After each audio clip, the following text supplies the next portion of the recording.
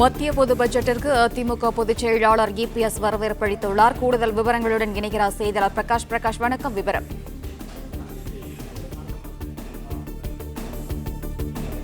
வளர்ச்சிக்கு வழிவகுப்பதோடு உலக அளவில் இந்தியா பொருளாதார நிலையில் வலுவான நாடாக உயர்வதற்கு வழிவகுக்கும் என்று எடப்பாடி பழனிசாமி தெரிவித்திருக்கிறார். இது குறித்து அவர் விடுத்திருக்கக்கூடிய அறிக்கையில் தொடர்ந்து 9வது முறையாக நிதிநிலை அறிக்கை தாக்கல் செய்து புதிய வரலாற்று சாதனை படைத்திருக்கக்கூடிய மத்திய நிதியமைச்சர் நிர்மலா சீதாராமன் அவர்களுக்கு பாராட்டுகள் தெரிவிப்பதாக எடப்பாடி பழனிசாமி தெரிவித்திருக்கிறார்.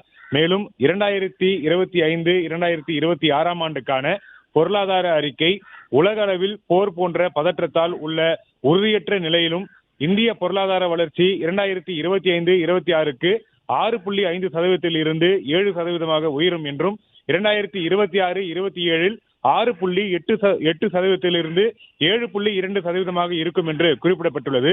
இது பொருளாதார நிலையில் இந்தியா வலுவான நிலையில் உள்ளதை காட்டுவதாக எடப்பாடி பழனிசாமி தெரிவித்திருக்கிறார்.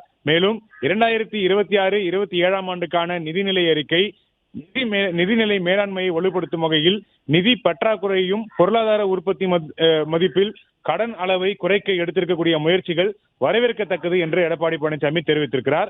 இறக்குமதியை குறைக்க, உள்நாட்டு உற்பத்தியை அதிகரிக்க ஆராய்ச்சி, உற்பத்தி, உயர் தொழில்நுட்பம் சார்ந்த கட்டமைப்புகள் மேம்பாடு மற்றும் செயற்கை நுண்ணறிவு, மின்னணு சார்ந்த உற்பத்தி, மருந்துகள், ஜவுளி, கண்டெய்னர் உற்பத்தி போன்ற துறைகளில் உற்பத்தியை ஊக்குவிக்க பூங்காக்கள், உயிரி மருத்துவ பூங்கா, உற்பத்தி மண்டலங்கள் போன்ற பல முயற்சிகளை இந்த நிதிநிலை அறிக்கையில் முன்மொழிந்துள்ளதை பாராட்டுவதாக எடப்பாடி பழனிசாமி தெரிவித்திருக்கிறார்.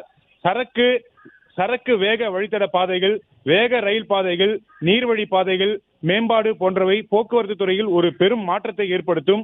ஆயுர்வேதம், கால்நடை துறை முதலியவற்றுக்கு முன்னுரிமை வழங்குவதையும் பாராட்டுவதாக எடப்பாடி பழனிசாமி தெரிவித்திருக்கிறார். சிறு குறு தொழில் மேம்பாட்டுக்கு பல திட்டங்கள் அறிவிக்கப்பட்டுள்ளன. குறிப்பாக நிதி ஆதாரம் பெறுவதை உறுதி செய்ய ரூபாய் 2000 கோடி மற்றும் சிறு குறு தொழில் வளர்ச்சிக்கு நிதியாக ரூபாய் 10,000 கோடி ஒதுக்கீடு போன்றவை மிக உதவியாக இருக்கும் என்று எடப்பாடி பழனிசாமி தெரிவித்திருக்கிறார். மொத்தத்தில் இந்த நிதிநிலை அறிக்கை இந்தியாவின் வளர்ச்சிக்கு வழிவகுப்பதோடு உலக அளவில் இந்தியா பொருளாதார நிலையில் வலுவாக நாடாக உயர்வதற்கு வழிவகுக்கும் என்று எடப்பாடி பழனிசாமி தெரிவித்திருக்கிறார். இந்த நிதிநிலை தயார் செய்திருக்கக்கூடிய பிரதமர் மோடி மற்றும் அவர்களுக்கு உறுதுணையாக இருக்கக்கூடிய நிதியமைச்சர் நிர்மலா சீதாராமன் உள்ளிட்டோருக்கு மனமார்ந்த பாராட்டுகளை தெரிவிப்பதாக எடப்பாடி பழனிசாமி தெரிவித்திருக்கிறார். பிளே ஸ்டோர் மற்றும் ஆப் ஸ்டோரில் இருந்து பாலிமர் செயலியை QR கோடு மூலம் பதிவிறக்கம் செய்யுங்கள்.